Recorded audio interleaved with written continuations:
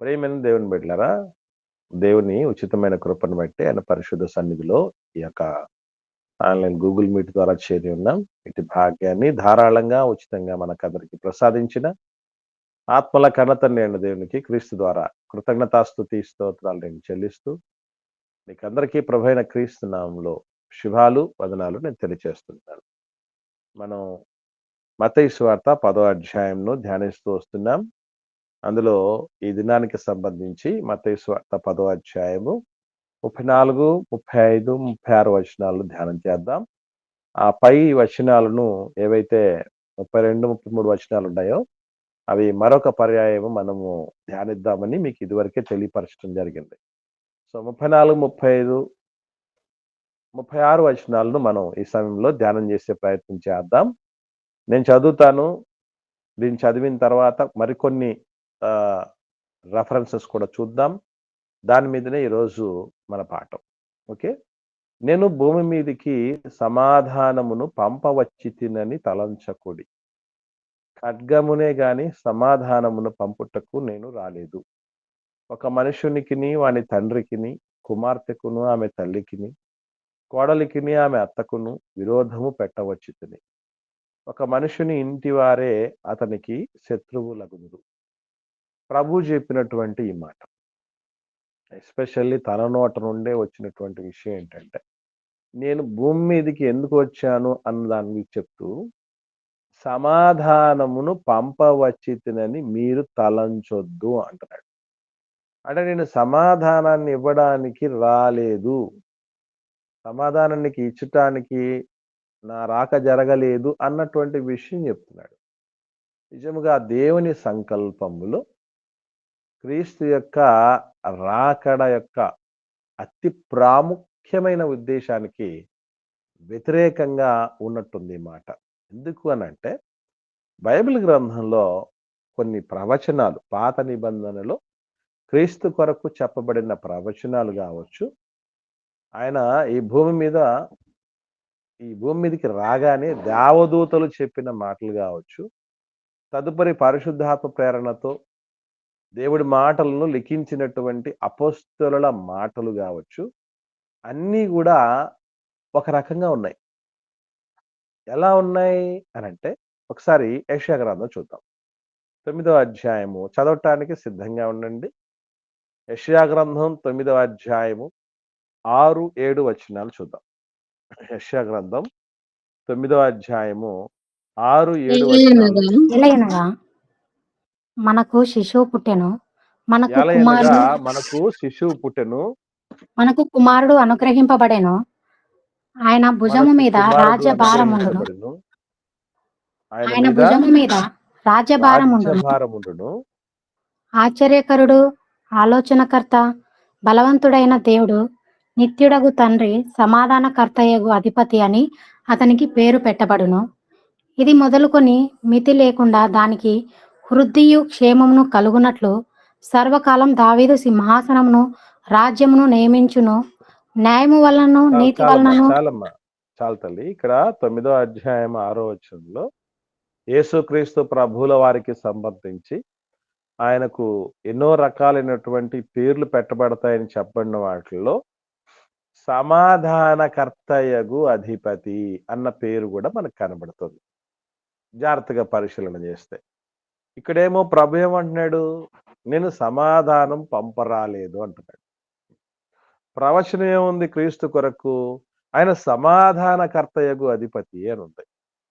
ఇక్కడే కాదు, మరికొన్ని సందర్భాల్లో కూడా జాగ్రత్తగా గమనించగలిగితే లూకా సువార్త చూద్దాం. ప్రభు ఈ లోకంలోనికి ప్రవేశించినప్పుడు దేవదూతలు ఇచ్చినటువంటి సాక్ష్యం, దేవదూతలకు గాని మానవ మాతృలుగా దైవజనులకు గాని అపోస్తలులకు గాని ప్రవక్తలకు గాని వాళ్ళకు వాళ్ళుగా ఏ డెసిషన్ తీసుకోవటానికి అవకాశం ఉండదు. ఏ నిర్ణయం వాళ్ళు తీసుకోకూడదు. ఏ మాట వాళ్ళు మాట్లాడటం అనేది జరగదు. స్వతసిద్ధంగా వాళ్లకు ఆ రైట్ లేదు.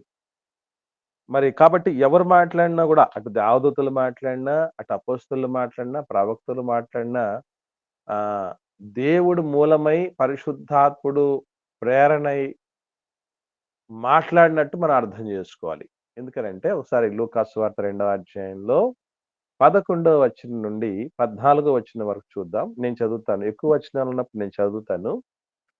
జాగ్రత్తగా పరిశీలన చేయండి. దావీదు పట్టణమందు నేడు రక్షకుడు మీ కొరకు పుట్టియున్నాడు. ఈయన ప్రభువైన క్రీస్తు. దానికిదే మీ కానవాలు.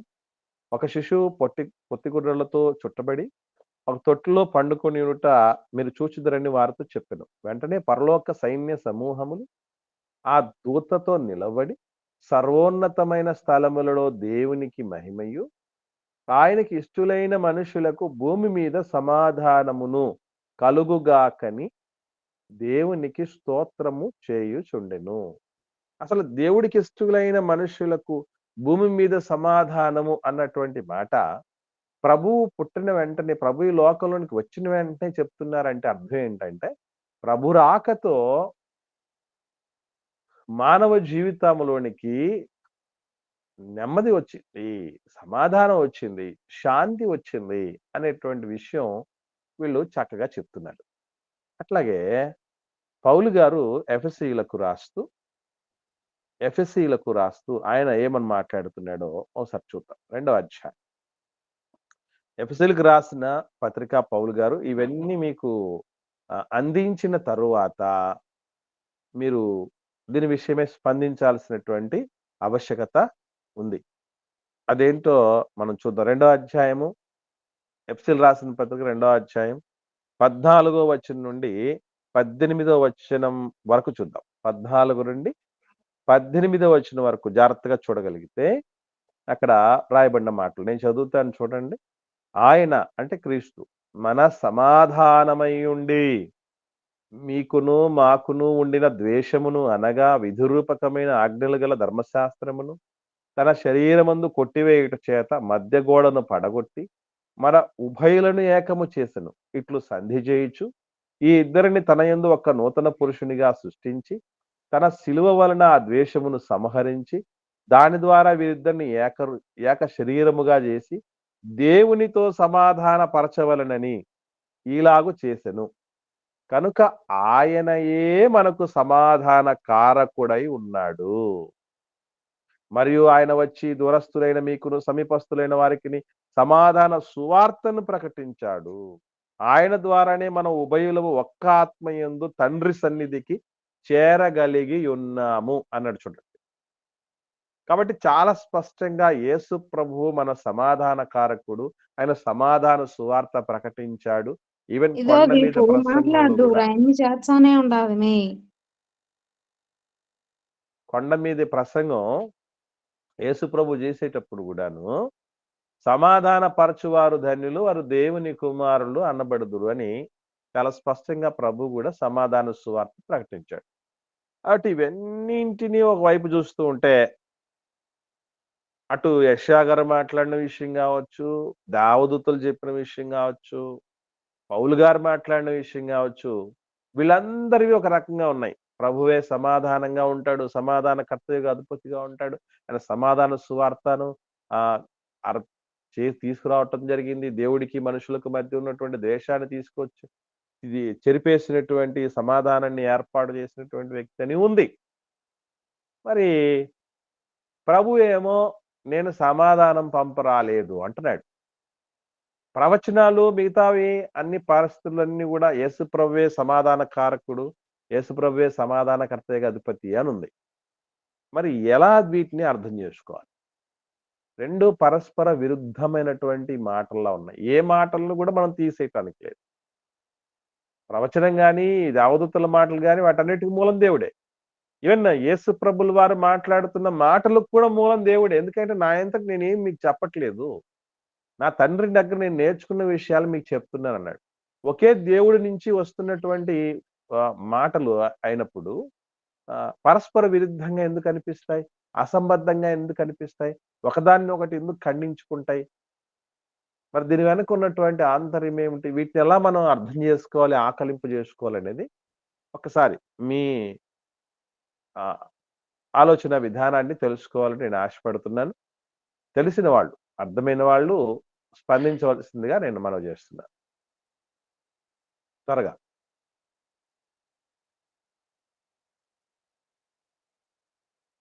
త్వరగా స్పందించండి.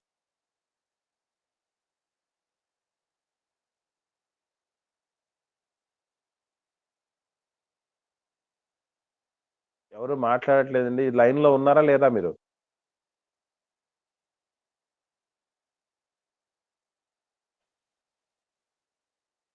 మాట్లాడండి.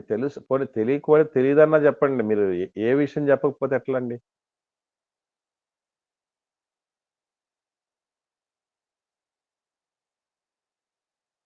అన్న మీరే చెప్పండి నా. వందనాలన్నా. వందనాలమ్మా. చెప్పండమ్మా.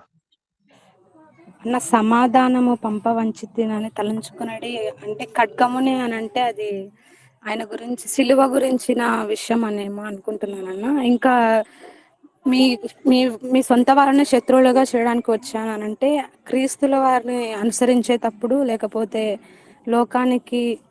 లోకంలో వేరుగా మనం బ్రతికేటప్పుడు వారందరూ మనకి సొంత వాళ్ళే మనకి శత్రువులుగా మారే అవకాశం ఉంటుంది కాబట్టి క్రీస్తుల వారు అలా చెప్పారని అనుకుంటున్నాను.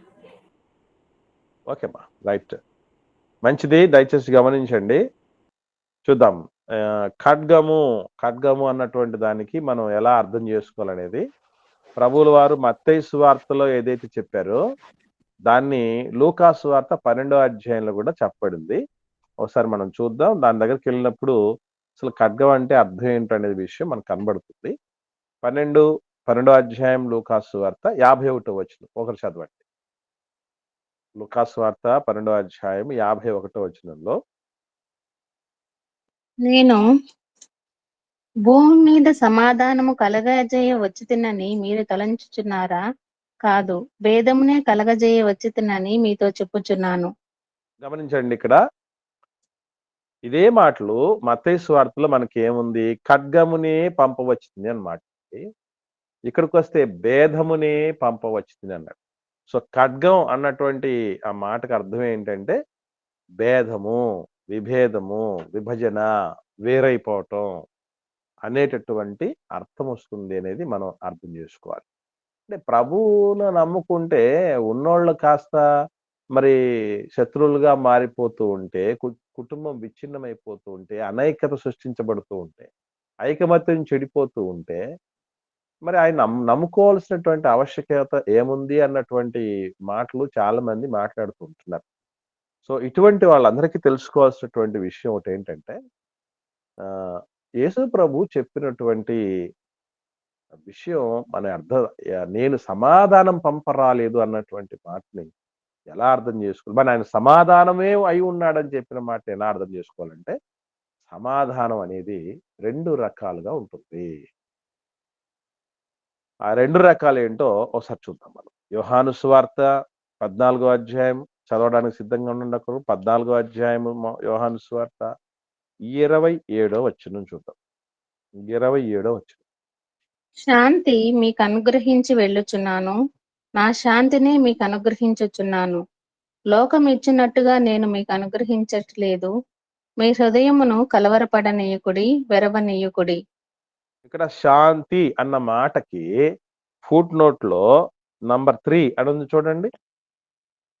ఆ శాంతి సమాధానము అన్న పదానికి అర్థం ఏంటంట? సమాధానం. సమాధానము.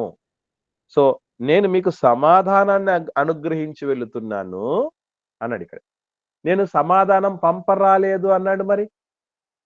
ఇక్కడేమో నేను సమాధానాన్ని ఇచ్చిపోతున్నాను అన్నాడు. ఇక్కడే మనం అర్థం చేసుకోవాలి. ఆ విషయాలు ఏంటయ్యానంటే ఆయన ఏ సమాధానాన్ని పంపడానికి రాలేదు. ఏ సమాధానాన్ని ఇచ్చి వెళుతున్నాడు అనంటే లోకమిచ్చే సమాధానం అనేది ఒకటుంది. పరలోకపు తండ్రి తరపున వచ్చిన సమాధానం అనేది ఒకటుంది. సో ప్రభువు ఇచ్చే సమాధానం లోకమిచ్చే సమాధానం లాంటిది కాదు. అని నేను భూమి మీద సమాధానం పంపరాలేదనేది ఏ రకమైన సమాధానం అన్నమాట అది? లోక సంబంధమైన సమాధానాన్ని ఆయన ఇవ్వటం లేదు. పరసంబంధమైనటువంటి సమాధానాన్నే ఆయన ఇస్తున్నాడు. అంటే యెషయా గ్రంథంలో చెప్పబడిన సమాధాన కర్తవ్య అధిపతి అంటే అది పరలోక సంబంధమైన సమాధానం. లోకమిచ్చిన సమాధానం కాదు. దేవుడికి ఇష్టమైన ప్రజలకు భూమి మీద సమాధానం అని దావీదు చెప్పింది ఏ సమాధానం? అది దైవికమైనటువంటి సమాధానం. పౌలు గారు ఆయనే మనకు సమాధానమై ఉన్నాడని చెప్పిన సమాధానం ఏంటి? అది లోకం ఇచ్చిన సమాధానం విషయం లాంటిది కాదు. అంటే లోక సమాధానానికి, దైవికమైన సమాధానానికి ఏమిటి డిఫరెన్స్? ఎవరైనా ఏం తేడా ఉంటదంటారండి? లోకం ఇచ్చినట్టుగా నేను మీకు అనుగ్రహించటం లేదు అనేటువంటి మాట చెప్పాడు కదా! మనకక్కడే ఆన్సర్ ఉంది. బాగా ఆలోచన చేస్తే. లోకపు సమాధానానికి, క్రీస్తు ఇచ్చే సమాధానానికి వ్యత్యాసం ఏంటి అన్నటువంటి విషయం మనం జాగ్రత్తగా గమనిస్తే, అక్కడే మనకు సమాధానం దొరుకుతుంది. లోకానికి వేరైపోతాము. అలా కాదమ్మా. ఇంకా ఇచ్చే సమాధానంలో శాంతి. ఓకే. నేను ఇక్కడ ఆలోచన చేస్తే లోకం ఇచ్చే సమాధానం ఎలాగుంటుంది అనంటే, మరలా ఆ హృదయాలు వందనాలు. కలవరపడతాయి. వందనాలమ్మా. చెప్తల్లి. లోకంలో ఉండే సమాధానము అది కాసేపటికి మాత్రమే ఉంటదనా? అయితే దేవుడిచ్చే సమాధానము ఎల్లప్పుడూ మనం కష్టాల్లో ఉన్నా, ఏ స్థితిలో ఉన్నా కూడా మన మనసులో సమాధానం అనేది నిలిచి ఉంటుంది. వెరీ గుడ్ అమ్మా. ఇక్కడే అందుకే చెప్తున్నాడు ప్రభువు. మనం ఇంతకుముందు చదివాం కదా! 14వ అధ్యాయం 27వ వచనం యోహాను సువార్త చదివాం గదా! అందులో మీ హృదయమును కలవరపడనీయకుడి అన్నాడు. అంటే లోకం ఇచ్చే సమాధానం మరలా కలవరానికి గురి చేస్తుంది. మరలా అసమాధానానికి గురి చేస్తుంది. మళ్ళీ ఆందోళనకు గురి చేస్తుంది. మళ్ళీ పూర్వస్థితికి తీసుకెళ్ళిపోతుంది. మళ్ళీ విచారానికి తీసుకెళ్తుంది. మళ్ళీ దిగులుకు తీసుకెళ్ళిపోతుంది. మళ్ళీ శూన్యతలోనికి తీసుకెళ్ళిపోతుంది. కానీ ప్రభువిచ్చే సమాధానం ఎలాంటిది అనంటే, అది శాశ్వత కాలం ఉండేది. ఎందుకనంటే, మరి నిజంగా ఎన్ని ఒడిదుడుకుల గుండా యేసుప్రభు శిష్యులు ప్రారంభ దశలో, ప్రారంభ శతాబ్దంలో ఉన్న సంఘస్థులు వెళ్లారో మనకేం తెలియనిదేం గాదు. ఎన్ని పుట్టెడు కష్టాల్లో, దుఃఖాల్లో ఉన్నటువంటి వాళ్ళు సైతం, వాళ్ళు చాలా సంతోషంగా, ఎంత సంతోషం అంటే మీకు కొన్ని సందర్భాలు ఇంత ముందు నేను చెప్పాను. యేసుక్రీస్తు ప్రభుల వారు అంత భయంకరమైన తుఫాను వస్తూ ఉన్నా కూడా సంతోషంగా ఎందుకు నిద్రపోతున్నాడట ప్రభువు. అంత మాత్రమే కాకుండా నలుగురు సైనికుల మధ్య హాయిగా నిద్రపోతున్నాడు పేతురు గారు. ఇదంతా ఏంటి అసలు ఆలోచన చేస్తే, అటువంటి సమాధానం అది లోకం నుంచి వచ్చేది కాదు. లోకం సమాధానం ఎలా ఉంటది అంటే, శాంతి ఎలా ఉంటదంటే, డబ్బు వచ్చి పడింది, అంత కూల్గా ఉండిపోతారు. కానీ దాని పరిస్థితి మనకు తెలియదేం కాదు. అది డబ్బుకు సంబంధించి దేవుడు చెప్పిన మాట అస్థిరమైన ధనం. అంటే అది స్థిరంగా ఉండేది కాదు. ఎవడి దగ్గర స్థిరంగా ఉండదు. అటువంటి అస్థిరంగా ఉన్న దాన్ని చూసుకొని ఈరోజు ఇది శాంతికి కారణము, సమాధానానికి కారణం అనేటువంటి భ్రమలో చాలా మంది ఉంది. సో ఒక ఆయన అంటాడు, ఏమనంటే, డబ్బు నోట నుండి నేను ఒకటే మాట విన్నాను అన్నాడు. ఏమిటి ఆ మాట అంటే, గుడ్ బై అని చెప్పొస్తాడు. డబ్బు గుడ్ బై అని చెప్పొస్తాడు. మీకు తెలుసో తెలియదు, ఈ ప్రపంచంలో ఈ మనం ల్యాబొరేటరీ కూర్చుంటాం చూసారా, సింక్ అది. ఆ ల్యాబొరేటరీలో ఉన్నటువంటి ఏవైతే విషక్రిములు ఉన్నాయో వాటికి 25 రెట్లు విషక్రిములు కరెన్సీ నోట్ల మీద ఉంటాయి. ఎందుకుంటాయి అంటే, మొత్తం దేశమల్లా తిరుగుతుంది అది నోటు. 29 రాష్ట్రాలు తిరుగుతాయి, 7 కేంద్రపాలిత ప్రాంతాలు తిరుగుతాయి. ఎవడెవడు ఎక్కడెక్కడ చేతులు పెట్టుకొని ఉంటారో వాళ్ళందరూ కూడా ఆ చేతులు మార్చి మార్చి మార్చి మార్చి పాడేసేదట. కాబట్టి అలా తిరుగుతుంది, ఒకరి దగ్గర ఉండిపోదు స్థిరంగా అది. కాబట్టి ఒక డబ్బు విషయమే కాదు, ఏదైనా కావచ్చు. మానవ సంబంధాలు కూడా ఎప్పుడు మనకు దగ్గరగా ఉంటారు అందరూ, అన్ని పరిస్థితుల్లో ఉంటారో చెప్పండి. వాళ్ళకి అనుకూలతలు ఉన్నంత వరకు మనకు అందుబాటులో ఉండడానికి, మనకు సపోర్ట్గా ఉండటానికి ఉంటారు. ఒకసారి చిన్నది ఏదైనా అభిప్రాయ భేదం వచ్చిందనంటే, ఏదైనా చిన్న పరపుచ్చం వచ్చిందనంటే దూరం అయిపోవటం అనేది జరుగుతుంది. కాబట్టి ఎవరి విషయంలో మనం ఆలోచన చేసిన లోక సంబంధంగా ఆ బంధాలన్నీ కూడా నిలబడేటటువంటి పరిస్థితులు కాదు. అది శాశ్వతంగా ఉండేటువంటి పరిష్కారం కూడా కాదు. ప్రభువు ఇచ్చేటువంటి సమాధానం అలా కాదు అని చెప్పినటువంటి మాట. సో నేను భూమి మీద సమాధానాన్ని పంపవచ్చునని మీరు తలంచవద్దంటే, ఏ సమాధానం? లోకం ఇచ్చే సమాధానం లాంటిది నేను కూడా ఇస్తాను అని మీరు అనుకుంటారేమో, నేను అటువంటి సమాధానాన్ని ఇవ్వరాలేదు అని చెప్పాడు ప్రభు. కనుక ఇవన్నీ కూడా మనం చాలా జాగ్రత్తగా మనం ఆలోచన చేయాలి. ఇక వాస్తవికత పరిస్థితి ఆలోచన చేస్తే, ఈవెన్ యేసుక్రీస్తు ప్రభువుల వారి సొంత కుటుంబములో సైతం ఆయనకు వ్యతిరేకత వచ్చింది. ఎంతటి వ్యతిరేకత వచ్చిందనంటే, ఎందుకు ఆ వ్యతిరేకత వచ్చిందనంటే, ప్రభువేమో పరిపూర్ణంగా ప్రతిష్ఠించుకున్నాడు దేవుడి మహిమ కోసం, దేవుడి సేవ కోసం. దేవుడి కొరకు పూర్తిగా తను సమర్పించుకున్నాడు. ఈ సమర్పణ కుటుంబ సభ్యుల్లో లేదు. అంటే అర్థం ఏంటంటే, ఇక్కడ గుర్తుపెట్టుకోవాల్సిన విషయం గుర్తుపెట్టుకోండి. అన్యులకు మనకే కాదు వైరం, ఇంకా చెప్పాలంటే సొంత కుటుంబ సభ్యులు కూడా దైవ చిత్తానికి అనుకూలంగా లేకపోతే అప్పుడు కూడా విభేదాలొచ్చేస్తాయి. అప్పుడు కూడా తేడాలొచ్చేస్తాయి. అప్పుడు కూడా అభిప్రాయ భేదాలొస్తాయి. అప్పుడు కూడా సమస్యలొస్తాయి. అప్పుడు కూడా గొడవలొస్తాయి. ఇది ఎలాగంటారా? ఒక యేసుప్రభు జీవితంలోనే, వారి కుటుంబంలోనే జరిగినటువంటి సందర్భం చూడగలిగితే ఒకసారి మనం మార్కు సువార్త. క్రీస్తు జీవితంలో, క్రీస్తు కుటుంబంలో జరిగినటువంటి పరిస్థితులే ఇలా ఉండే. సో, మన కుటుంబాల్లో ఇలాంటివి వస్తున్నప్పుడు మనం ఉలికిపాటుకు వెళ్ళాల్సినటువంటి ఆవశ్యకత ఏం లేదు. అదేమి వింత కాదు, విడ్డూరం అంతకంటే కాదు. ఎందుకంటే ఒకసారి చూద్దాం. మార్కు సువార్త 3వ అధ్యాయము 20, 21 వచనాలు చూడగలిగితే, మార్కు సువార్త 3వ అధ్యాయం 20, 21 వచనాలు నేను చదువుతాను. ఆయన ఇంటిలోనికి వచ్చినప్పుడు జనులు మరలా గుంపు కూడి వచ్చిరి గనుక భోజనము చేయుటకైనను వారికి వీలు లేకపోయినా. ఇది సొంత ఊరండి. యేసుక్రీస్తు సొంత ఊరుకి రావటం జరిగింది. సో, ఆ ఊర్లో యేసు ప్రభు యొక్క ఫాలోయింగ్, ఆయన కరిజ్మా అంత గొప్పగా ఉండి కనీసం భోంచేయటానికి కూడా స్థలం లేనంతగా క్రిక్కిరిసి వచ్చేసారట. ఎవరన్నా మన ఇంటికి మనల్ని అభిమానిస్తూ, మన నుంచి సహకారం కోరుతూ, మన నుంచి ఆశీర్వాదం కోరుతూ ఎవరన్నా వచ్చారంటే, ఇంక అంతకంటే ఆధిక్యత ఏముందండి? అంతకంటే భాగ్యం ఏముంది చెప్పండి? కానీ అది వాళ్ళకు అది కూడా వాళ్ళకు మింగుడు పడల. తమ్ముళ్ళకి, యేసుప్రభు తమ్ముళ్ళకి 21వ వచనంలో ఆయన అంటాడు, ఆయన ఇంటి వారు సంగతి విని ఆయన మతి చెలించి ఉన్నదని చెప్పి ఆయనను పట్టుకొనబోయిరి. యేసుప్రభుకి బ్రెయిన్ సరిగ్గా పని చేయట్లేదు. పిచ్చోడైనాడు. మతి భ్రమించిందంటే అర్థం ఏంటి?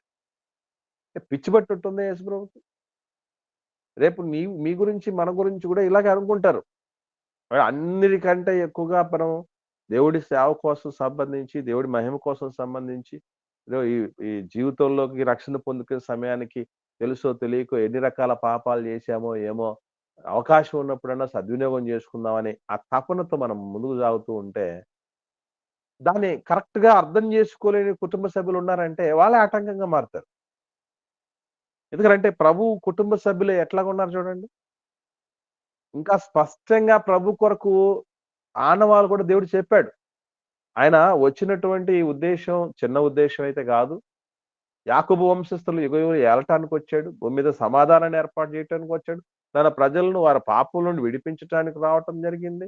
సో, ఆయనకు సంబంధించినటువంటి అనేకమైన రాజ్యభారాలు ఆయన మీద ఉన్నాయన్నటువంటి స్పష్టమైన ఆనవాళ్ళు ఉన్నప్పటికీ, అవి తల్లికి తెలిసినప్పటికీ, తండ్రికి తెలిసినప్పటికీ, తమ్ముళ్లకు, చెల్లెళ్లకు తెలిసినప్పటికీ కూడా వాళ్ళు మతి భ్రమించింది అని యేసు ప్రభుని అంటున్నారంటే, ఈరోజు మిమ్మల్ని నన్ను పిచ్చోడా, తిక్కోడా, మెంటలోడా, మెంటల్ దానా అని ఎవరన్నా అన్నారనుకోండి, కరెక్ట్ గా మనం దాన్ని ఎట్లా స్వీకరించాలంటే, మనం ఒక మెట్టు ఎదిగాము భక్తి జీవితంలో అనుకోవాలి గాని, నన్నే పిచ్చోడంటావా, నన్నే పిచ్చిదానంటావా, నాకే తెలియలేదంటావా, నన్నే చేతగాని ఇలాంటి మాటలు అంటావా అని మనం ఏం వాళ్ళ మీదకి వెళ్ళాల్సిన పని లేదు.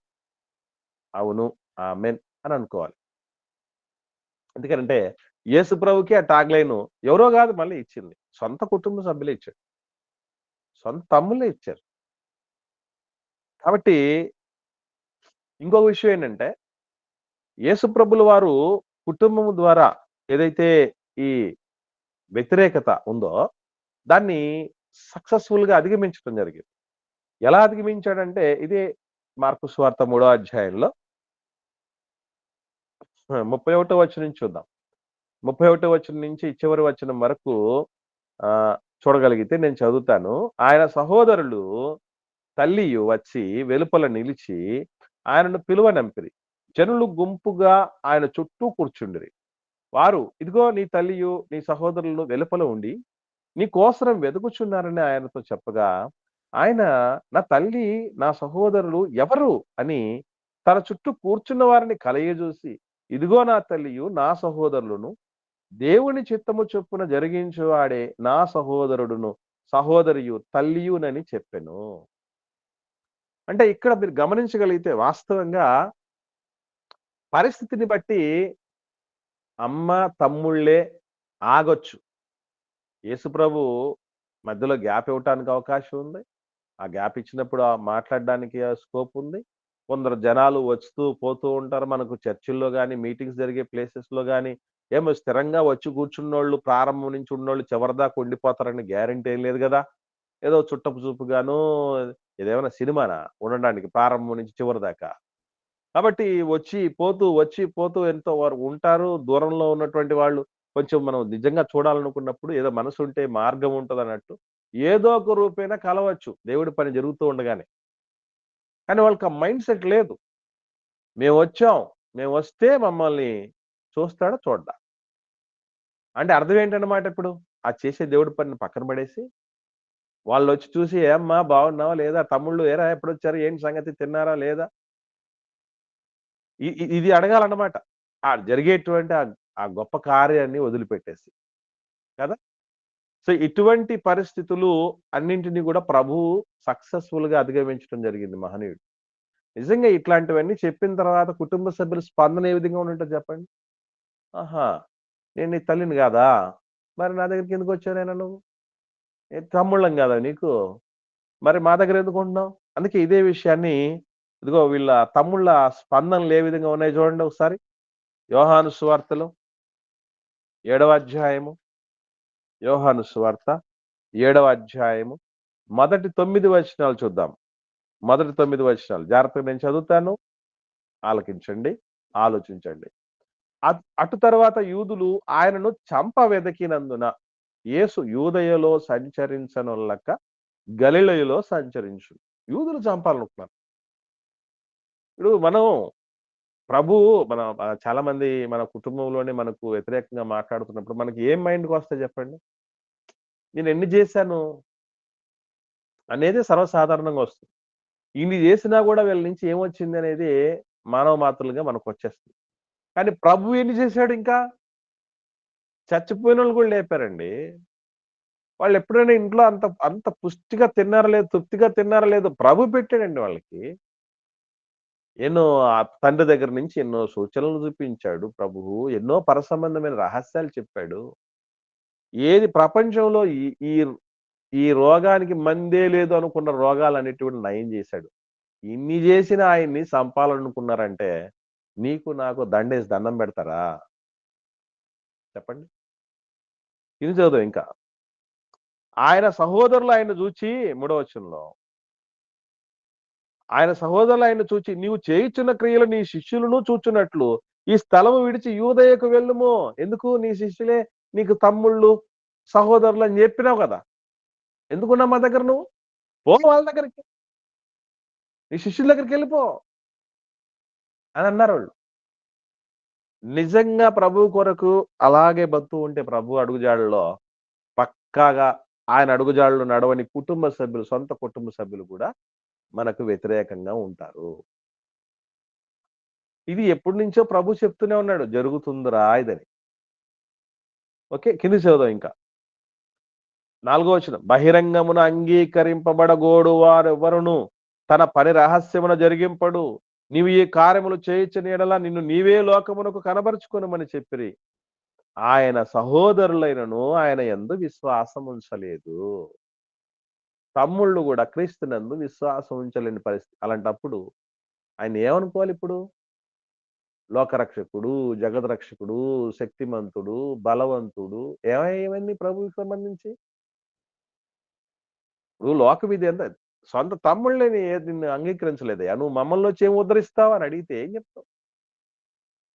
రేపు మనల్ని కూడా అలాగే అనొచ్చు. సొంత కుటుంబ సభ్యులే నీకు విలువనివ్వటం లేదే, నీ మాట వినట్లేదే. నీకు ఒక స్థానం అనేది ఏమి ఇవ్వట్లేదే, నువ్వొచ్చి మా దగ్గర ఏం వెలగబెడతారా బాబు అని అంటారు. అంటారు ఖచ్చితంగా. అది ప్రభువుకే తప్పలేదు. ఏమండి?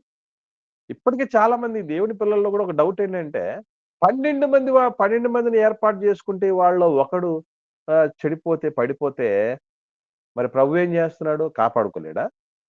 సొంత శిష్యులు 3.5 సంవత్సరాలు ఉంటేనే ఒకడిని కాపాడుకోలేకపోయాడు. ఆయన మమ్మల్నొచ్చి ఏం చేస్తాడు? అనే పరిస్థితులు ఈరోజు లోకంలో ఉంటాయి. కాబట్టి రేపు ప్రభు కోసం బతుకున్నప్పుడు భార్య అడ్డం తిరగొచ్చు, భర్త అడ్డం తిరగొచ్చు, పిల్లలు అడ్డం తిరగొచ్చు, తోబుట్టులు అడ్డం తిరగొచ్చు. ఆఖరికి దేహమే సహకరించకపోవచ్చు. అప్పుడు లోకం ఏమంటది తెలుసా? ఆ! భార్యని కంట్రోల్‌గా చేసుకోలేమో నువ్వేం మొగాడివిరా? ముందు నువ్వెళ్ళి భార్యను చూసుకురా పో. లేదా భర్తని కంట్రోల్ చేసుకోలేని దానివి నువ్వేం చెప్తావమ్మా? ముందు మీ భర్తని దారిలో పెట్టుకోపో. నీ కుటుంబ సభ్యులు పెట్టుకోపో. నీ బంధువులు పెట్టుకోపో అని అంటారు. అంటారు. భరించాలి. తప్పదు. అది ప్రభువుకే తప్పలేదు. మీకు అర్థమవుతుందా? అసలు ప్రభువైనా ఎందుకు వదిలేసాడు తెలుసా వాళ్ళని? మార్చుకోవాలంటే మార్చుకోగలిగిన వాడే. మనకంటే కుదరదనుకోండి. మనకంటే చేత కాదనుకోండి. ఆయనకేం చేత కాదండి అసలు. ఎందుకనంటే ఒక మనిషి విలువ లేదా ఓ భక్తి విలువ లేదా ఒక దేవుడి విలువ ఒకడు చెబితే తెలుసుకునేది నిలబడదు. తనకు తానుగా తెలుసుకోవాలి. తనకు తాను అర్థం చేసుకోవాలి. ఉద్యోగం విలువ, చేస్తున్న పని బాట విలువ, కూలినాలి విలువ ఒక మనిషికి తెలిసొస్తే ఎవ్వడు వాడిని ఉదయాన్నే లేపనక్కర్లా. వాడే లేస్తాడు. వాడే రెడీ అయిపోతాడు. వాడే పనికెళ్ళిపోతాడు. అది విలువ తెలిస్తే. అది తెలియనంత వరకు వాడిని ప్రతిరోజు లేరా, లేరా, లేరా చదువు విలువ తెలియని పిల్లలు ఉంటారనుకోండి. వాళ్ళనేం చేయాలో తెలుసండి? రోజు లేపాలి ఇంట్లో. లే, లే, లే. కాబట్టి విలువ వాళ్ళకై వాళ్ళు తెలుసుకోవాలి. తెలుసుకున్నారు తర్వాత. తమ్ముళ్ళు తెలుసుకున్నారు. ప్రభువు ఉన్నప్పుడు భూమి మీద ఉన్నప్పుడు అర్థం కాలేదు గానీ, అప్పుడప్పుడు కొందరు చెప్తారు మాటలు. ఏమనంటే, నేనుండగా మీకు నా విలువ తెలియలేకుండా నేను పోయిన తర్వాత ఏమన్నా తెలిసొస్తదేమోనండి. నిజంగా ప్రభువు ఉన్నంత వరకు ఏం అర్థం కాలేదండి వాళ్ళకి. ప్రభు వెళ్ళిపోయిన తర్వాత అర్థమైపోయింది వాళ్ళకి. ఆఫ్‌కోర్స్ మన విలువ గూడా మన వాళ్ళకి మనం ఉండగా తెలియకపోవచ్చేమో. తర్వాత అర్థమవుద్ది. ఎందుకనంటే భక్తికి ఉన్న శక్తి మన మరణంతో అంతమయ్యేది గాదు. గుర్తుపెట్టుకోండి. భక్తికున్న శక్తి మన మరణంతో చచ్చిపోయేది కాదు. అది చచ్చిపోయిన తర్వాత గూడా అనేకుల్లో ఆలోచనలు రేకెత్తించేది, చిగురింపచేసేది, బుద్ధి కలగజేసేది, దేవుడి పాదాక్రాంతులు చేసేది. ప్రభు జీవితంలో మనం అదే చూడగలిగాం. అపొస్తలుల జీవితంలో అదే చూడగలిగాం. స్టెఫెన్ చచ్చిపోయాడు. కుటుంబ సభ్యులు ఏమన్నా బలహీనపడలేదు ప్రియులారా. ఆయన కుటుంబ సభ్యులు అద్భుతమైనటువంటి సేవ జరిగించారు తర్వాత. ఎంత దారుణమైన చావండి ఆయనది. కాబట్టి దేవుని పని చేస్తున్నవాడు నిరంతరము జీవిస్తాడని, దేవుడి చిత్తం జరిగించేవాడు నిరంతరం జీవిస్తాడని ఊరికే చెప్పండి ఇట్లా. సో, ప్రభువు దగ్గరికి వచ్చినటువంటి వాళ్ళు ఇంకా చూద్దాం ఏమేమి అంటున్నారో, ఏమేమి మాట్లాడుతున్నారో ఆలోచన చేస్తే 6వ వచనం నుండి. యేసు ప్రభువులు మాట్లాడుతున్నారు ప్రభువుల వారు. నా సమయం ఇంకను రాలేదు. మీ సమయం ఎల్లప్పుడూ సిద్ధముగానే ఉన్నది. లోకము మిమ్మును ద్వేషింప నేరదు గాని దాని క్రియలు చెడ్డవని నేను దానిని గూర్చి సాక్ష్యమిచ్చుచున్నాను గనుక అది నన్ను ద్వేషించును. ఈ కుటుంబ సభ్యులు మిమ్మల్ని ద్వేషించాలంటే ఏం అక్కర్లేదు. పెద్దగా ఏం అక్కర్లేదు. కరెక్ట్‌గా దారిలో ఉన్నారా లేదా? అందరూ కరెక్ట్‌గా దేవుళ్ళో ఉన్నారా లేదా అంటే ఒక్కటే సింప్టమ్ గుర్తుపెట్టుకోండి. ప్రార్థన చేయండి అని అడగండి. శత్రువులైపోతారు. బైబిల్ చదవండి అని అడగండి. శత్రువులైపోతారు. చర్చికి రండి అని అడగండి. తొందరగా రెడీ అయిపోయి రండని అడగండి. శత్రువులైపోతారు. ఏమిటి దేవుడేం జెప్తున్నాడు? నువ్వేం జేస్తున్నావు అని అడగండి. శత్రువులైపోతారు. గొడవలైపోతాయి. యుద్ధాలు జరిగిపోతాయి. కనుక ప్రభు అంటున్నాడు మహనీయుడు ఎంత ఓపిక పరుడు అని అంటే ఆయన చూసి ఈరోజు మనం అందరం బుద్ధి తెచ్చుకోవాల్సిన అవసరత ఉంది. అదేంటది అంటే ఎంతెంత మాటలు మాట్లాడుతుంటే నా సమయం ఇంకా రాలేదు, మీకు ఎప్పుడు సమయం ఉంది, నాకు లేదయ్యా టైం లేదు, నేనేదో ముగించుకొని పోవాలి. పనిలో ఉండోళ్ళు అంతేనండి, గొడవలకు దిగరు, ఏమున్నా తగ్గిపోతారు. ఎందుకనంటే కడుపు చుంచుకుంటే కాళ్ళ మీద పడుతుందన్నట్టు మనకే వచ్చేది కాబట్టి తగ్గిపోతారు. ప్రభు కూడా అలా చేశాడు మహనీయుడు. చదువుదాం ఇంకా. మిమ్మల్ని ఎందుకు ద్వేషించో తెలుసా లోకం? మీరు లోకంలాగే బతుకుతారు, లోకస్తుల్లాగే బతుకుతారు. ఆకులో ఆకునై పువ్వులో పువ్వునై అన్నట్టు పాపుల్లో పాపులుగా బతికేస్తారు మీరు. అందుకే మిమ్మల్ని మీ దోస్తి కోరుకుంటుంది లోకం. నా దోస్తి కోరదు. ఎందుకనంటే దాని క్రియలు చెడ్డవని నేను దాని గురించి సాక్ష్యం ఇస్తున్నాను కాబట్టి. ఏమండి? ఒకవేళ మనమేమన్నా మీరు చెడ్డోళ్ళనంటే, నీ చెడ్డతనం మాకు తెలీదా? నువ్వెంత చెడ్డోడో మాకు తెలీదా అని అనొచ్చు. ప్రభునేమనడానికుందండి అసల? ఆయన ఎందుకండి ద్వేషించటం? అంతటి మహనీయున్నే ద్వేషించిన పరిస్థితులున్నప్పుడు మనకు 100% ఈ పరిస్థితులు తప్పవు. నిలబడగలము, గెలవగలము, సర్దుకోగలము అనే పరిస్థితి ఉండగలిగితేనే అన్నిటికీ సిద్ధపడగలగాలి. ఏదో అంటారు పెద్దలు, మంత్రసాని పని ఒప్పుకున్నప్పుడట బిడ్డొచ్చినా చేయబట్టాలి, గడ్డొచ్చినా చేయబట్టాలి.